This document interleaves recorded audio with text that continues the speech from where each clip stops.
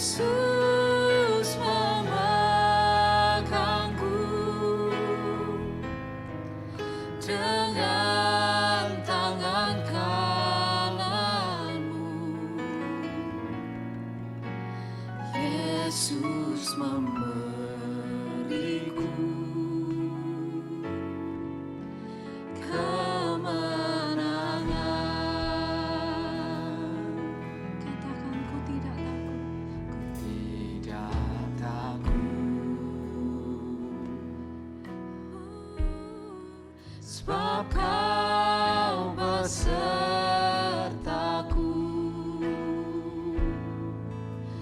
Ku tidak bimbang, sebab Engkau Allahku. Engkau meneguhkanku. Bahkan Kau yang menolong kami, Tuhan. Bahkan menolongku.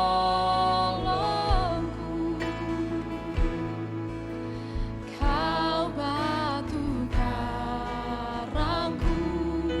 Yesus Tuhan, Yesus Tuhan. Yesus memegangku dengan tangan kananmu. Yesus memberiku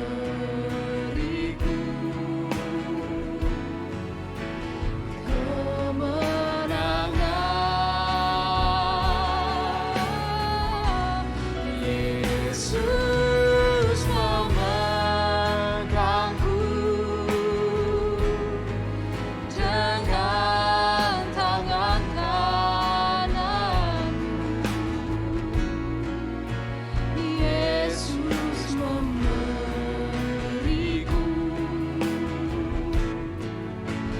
kemenangan. Disembah Tuhan. Haleluya, Yesus.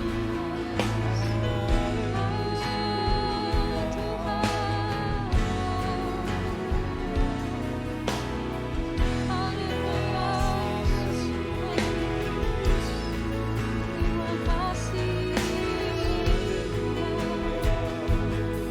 Kau layak disembah,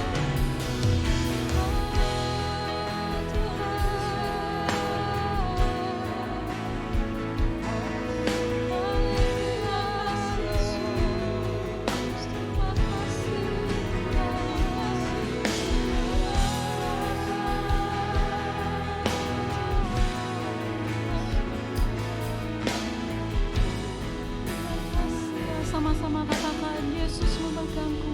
Yesus memegangku dengan tangan kananmu. Yesus memberiku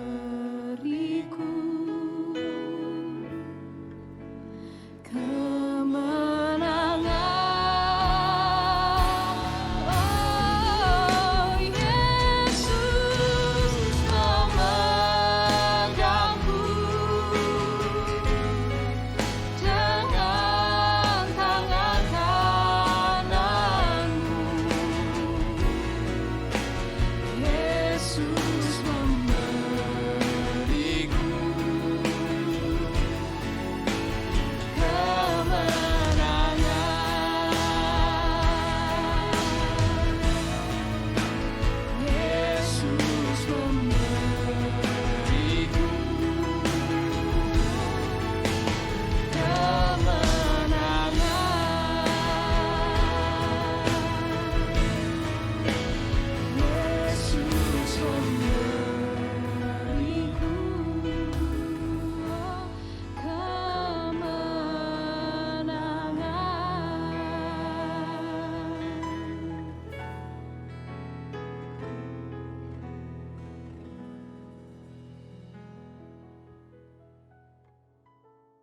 Haleluya, puji Tuhan, salam sejahtera dalam kasih Tuhan Yesus. Kembali kita akan renungkan firman Tuhan. Mari kita bersama melihat dalam Injil Yohanes pasal 1 ayat 12. Tetapi semua orang yang menerimanya diberinya kuasa supaya menjadi anak-anak Allah, yaitu mereka yang percaya dalam namanya. Nah, seorang anak yatim piatu misalnya, atau mereka yang tinggal di bawah garis kemiskinan lalu diadopsi oleh keluarga yang kaya dan terhormat, pasti merasa senang dan bangga. Ya, karena hidupnya pasti akan terjamin.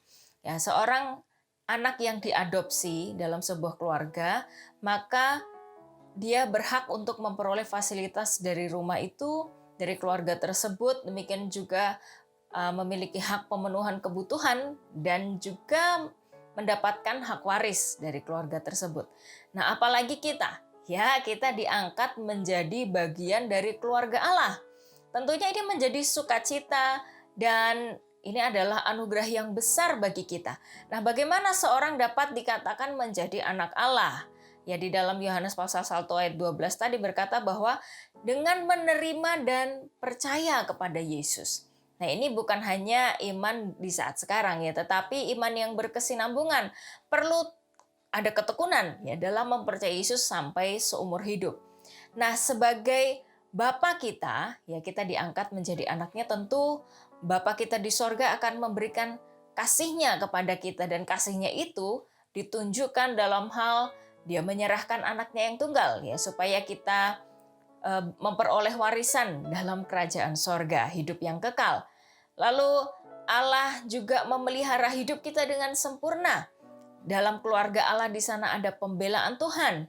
Dan kita juga perlu mengingat bahwa kasih Allah juga dinyatakan dengan cara mendisiplinkan kita supaya kita mendapat bagian dalam kekudusannya. Nah, saat kita masuk dalam keluarga Allah, ya kita tidak bisa hidup dengan cara yang lama sebelum kita percaya Yesus. Nah, Tuhan menetapkan aturan-aturan yang harus kita taati, yaitu firman Tuhan. Nah, dulu sebelum menjadi anak Allah kita adalah hamba dosa. Namun sekarang setelah kita diangkat anak, maka kita harus hidup di dalam kebenaran seperti Bapa kita adalah kebenaran. Nah, tentu dalam perjalanan hidup kita menjadi anak Allah, kita pernah mengalami jatuh bangun dan harus dikoreksi, nah supaya kita ada di jalan yang benar. Nah, teguran Allah itu bermacam-macam ya, bisa melalui firman yang kita dengar di setiap ibadah yang kita ikuti, atau juga mungkin melalui rekan seiman kita yang menasihati kita, atau juga melalui peristiwa-peristiwa yang tidak menyenangkan ya, yang bertujuan untuk supaya kita kembali ke jalan yang benar, supaya kita meninggalkan segala dosa. Nah, dalam dunia parenting, Bapak Ibu tentunya tahu bahwa anak-anak yang tidak pernah dikoreksi sejak masa kecilnya, ya dia tumbuh menjadi orang yang tidak tahu membedakan mana yang benar dan mana yang salah, dan pastinya itu akan tindakannya itu akan mempermalukan orang tuanya. Nah, namun kita, ya anak-anak Allah yang menerima teguran, sesungguhnya kita ini berbahagia. Ya, Ayub pasal 5 ayat 17 berkata, sesungguhnya berbahagialah orang yang ditegur Allah, sebab itu janganlah engkau menolak didikan yang maha kuasa. Nah, kita berbahagia. Mengapa? Karena kita masih diperingatkan oleh Tuhan. Jangan sampai kita ini dicuekin ya sama Tuhan ya. Dibiarkan oleh Tuhan, yang artinya ya kita ini adalah anak-anak gampangan. Karena sudah tidak mau menerima teguran. Ibrani pasal 12 ayat 7 berkata, jika kamu harus menanggung ganjaran, Allah memperlakukan kamu seperti anak. Di manakah terdapat anak yang tidak dihajar oleh ayahnya? Tetapi jikalau kamu bebas dari ganjaran yang harus diderita setiap orang, maka kamu bukanlah anak, tetapi anak-anak gampang. Selanjutnya dari ayah kita yang sebenarnya kita beroleh ganjaran dan mereka kita hormati.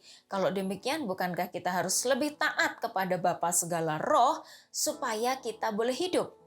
Nah, sebagai orang tua, Bapak Ibu pasti mengerti ya, ketika anak diberitahu 1 kali, 2 kali tidak mau nurut, maka biasanya orang tua akan membiarkan. Nah, kamu rasakan sendiri. Nah, ketika anak-anak sudah menjerit kesakitan atau menjerit kesusahan, mungkin sebagian orang tua akan berkata, kapokmu kapan gitu ya.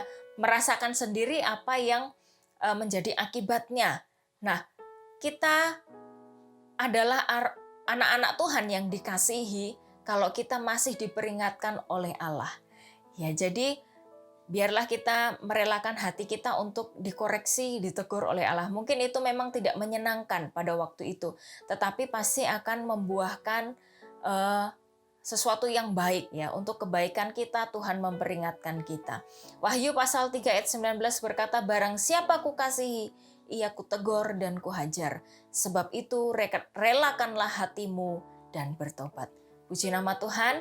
Mari kita terima renungan firman Tuhan pada pagi hari ini dengan penuh ucapan syukur dan sukacita, sebab kita tahu bahwa kita dikasihi oleh Allah kita, oleh Bapa kita di sorga. Puji Tuhan, kita datang di dalam doa. Bapa di dalam sorga, kami bersyukur kepadamu, karena kami tahu kami adalah orang-orang yang Engkau kasihi. Itu sebabnya Tuhan tolong kami, supaya kami diberikan hati yang rela untuk menerima setiap koreksi dari Allah. Karena kami rindu juga kami tinggal di dalam kebenaran-Mu dan mendapat bagian di dalam kekudusan Tuhan. Terima kasih, kami bersyukur pagi hari ini boleh menerima berkat firman Tuhan. Tolonglah kami supaya kami hidup di dalam firman-Mu dan memuliakan nama Tuhan. Terpujilah nama-Mu, kami terima dengan ucapan syukur. Di dalam nama Tuhan Yesus Kristus kami berdoa. Haleluya. Amin. Puji Tuhan, Tuhan Yesus memberkati.